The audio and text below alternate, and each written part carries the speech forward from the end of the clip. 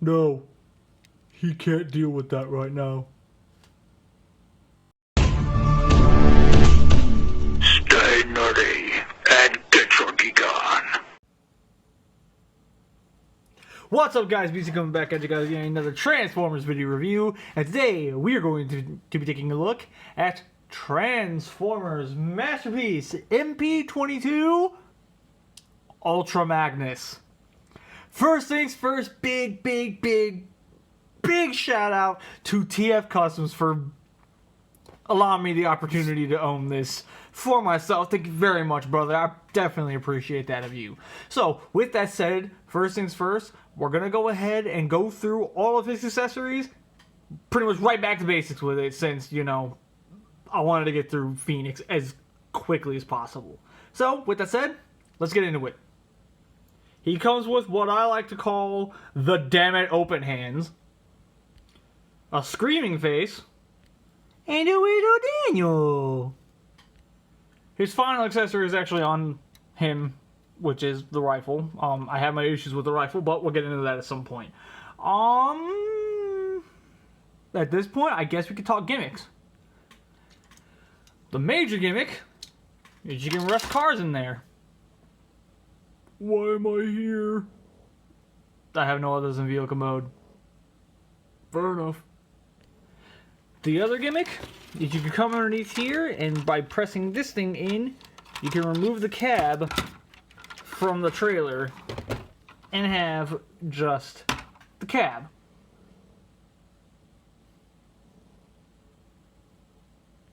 Another gimmick that he has is the human figures can actually fit in his front cab section. I'm not sure how to get this undone from here other than transforming it.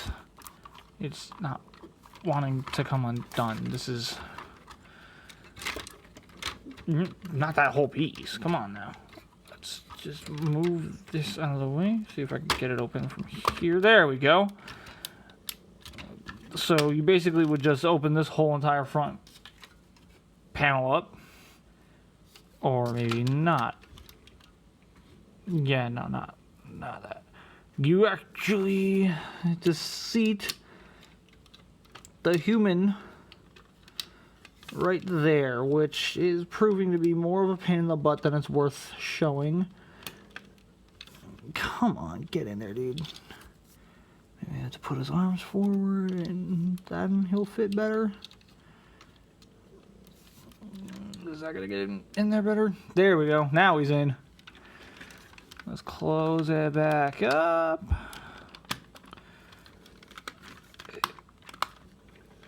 And now you can see there is a little driver in there. Actually, he's in the passenger seat, but whatever. Wait, is that the passenger? No, from here would be the driver, wouldn't it? I don't know. I can't tell. So, yeah, I'm going to go ahead and get him out of there and fix this up, and we'll be right back. So, that's it. That's basically everything gimmickry-wise for the truck mode. So, let's start transforming him. And, yeah, this should be fun. Come to this back section right here, and untab these two sections from right here. He does have the ramps too, so if you wanted to have other cars drive up this and get onto this top section, you can do that. But for the sheer sake of reasonings, I'm going to go ahead and remove this, because that's actually going to be needed for robot mode. So yeah, there we go. Once you get all that undone, smooth sailing from here. Grabbing by this hinge, pull back, and that should just undo that whole panel. Let's just back up real quick so we can split this whole thing right down the middle and just kind of have everything chill out to the side. Refocusing our attention back to these, flip this back up, and then come to this panel right here start to fold all this down and around while at the same time swinging this panel inward. Or does it only move if that's out of the way? Why won't this go? There we go. So yeah, once you get all that done, there we go. Alright, so now, to show this in a means that's actually going to allow me to do this properly the first time. Bend this down, swing this down, and once you get this in place, fold it up and tab it in right here. And that's what basically has the legs done. Coming to the bottoms of his feet, you're going to pull on this, swing it around, push it back in. Again, pull it out, spin it around, push it back in. Standing the figure upright just right quick. Let's go ahead and get his arms back into motion here. So, let's go ahead and move these panels down real quick. And showing it on one arm, because that's just kind of how I do things. Flip this bit forward like this. Push this inside panel in like this. You're going to need this open channel because this is going to flip up from this hinge, and this blue part is going to go over this entire section right here. Just like that. You're then going to spin it back around. This is going to spin around, come up and tab in right there. The top of the shoulder stack is going to come up and around. Tab in at the top. His arm, you're going to split it open, hinge it up, plug it back together. Take the missile, seat it into position. Do the same thing all the way over on the other side. Once you got that done, get in there and unlatch that, bring it down, plug it back in down here. And something can be, whatever. So that's all done. This is where things get a little on the technical side. So basically, his head's here, and all this stuff needs to basically condense down, and his head needs to go forward and turn around. This is going to be a bit of a doozy, so try and bear with me. First things first, push the wheels in, and by making sure that this is straight, you can push the wheels in all the way to the point where they will lock in, and this whole thing stays stationary. Like we opened up the truck before, go ahead and do that same exact trick again. But this time you're going to take this bit, slide it, rotate it down. Slide it, rotate it down. And then, yeah, that comes down, and then this comes down like this. Flip this piece down, bring this all the way down until it all locks itself into place. From here, you can flip this piece up. And I'm fairly certain, yeah. Then this piece is going to come all the way in like this. And this is going to close up over top of it. Which in turn should allow this to better lock in. Because there's a tab right here that's supposed to go on right here. But for whatever reason, it's not wanting to work for me. But okay, that time it worked, but now all this isn't working. Oh, you wanna know why? Because I'm a dunce. You wanna take these smokestacks and rotate them in. Now let's try getting everything into place. There we go. Bring his shoulders around like this. And you see this little open hole? Push on the head until that white tab looking piece slides forward and further locks his chest in. then you just rotate the head. I'll get him looking nice and pretty, and then we'll come back. Holy moly. I don't know if I can deal with this right now. On the real though, this looks absolutely awesome. It looks absolutely awesome. So first things first, we're going to go into the gimmicks, then we're going to do size comparisons, then we'll talk about the figure as we go through the articulation. Shall we? Let's. First robot mode gimmick, these missiles actually come out. So you can replicate the missiles literally launching from the shoulder launchers. And they lock in, so you don't ever have to worry about these coming undone. And for whatever reason, that panel does not want to stay in. I find that rather odd. Well, whatever. The other gimmick is this. Comes...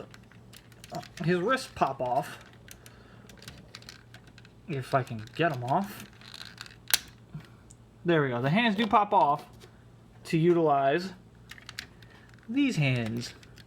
And what these hands are meant for is for him to hold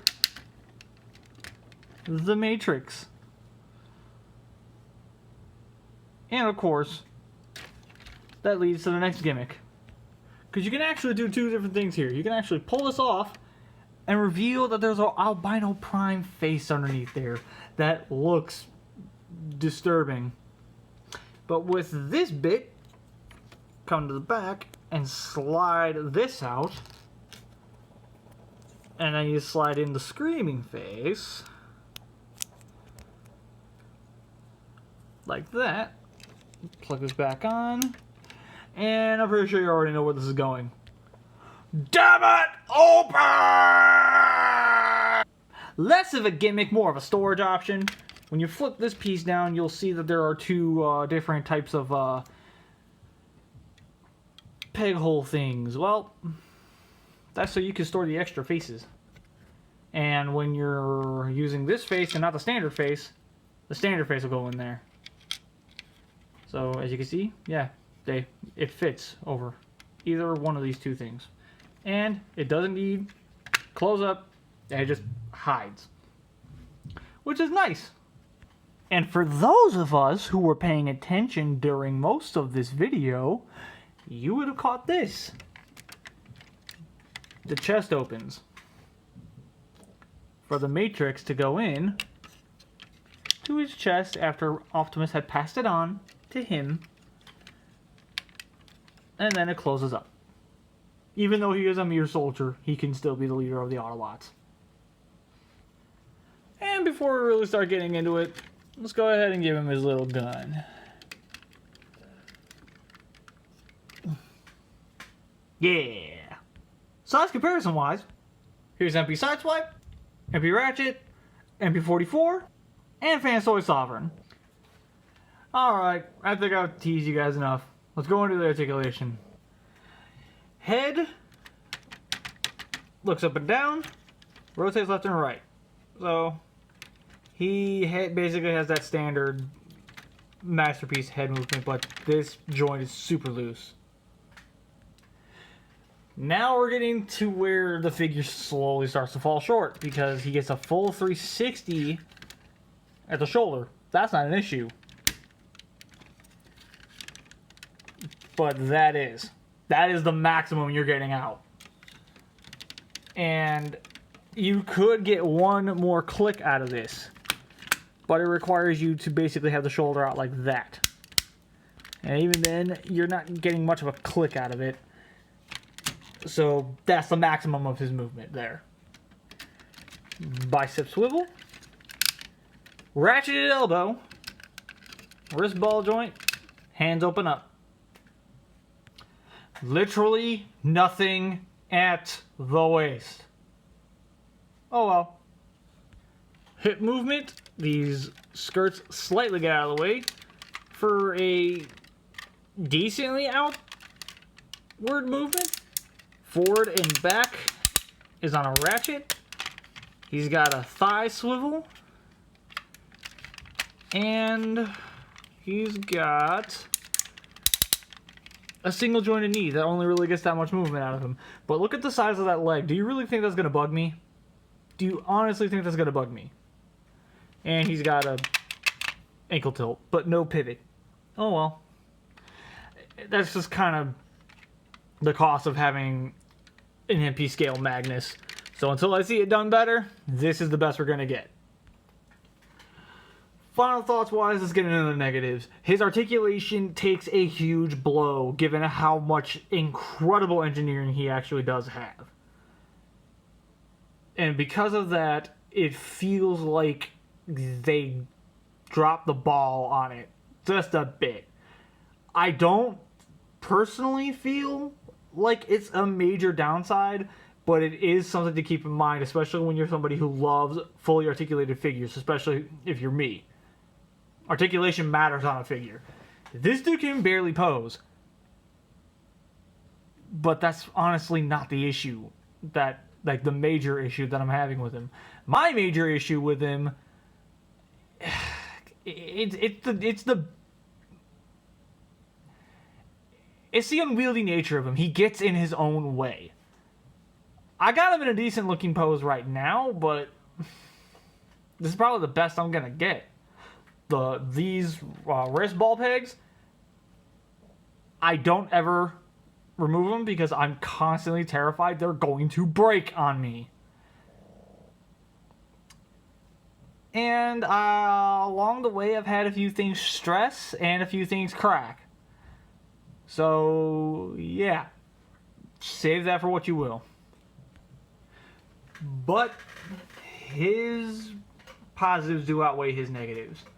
The transformation is fun and enjoyable. The robot mode looks absolutely awesome.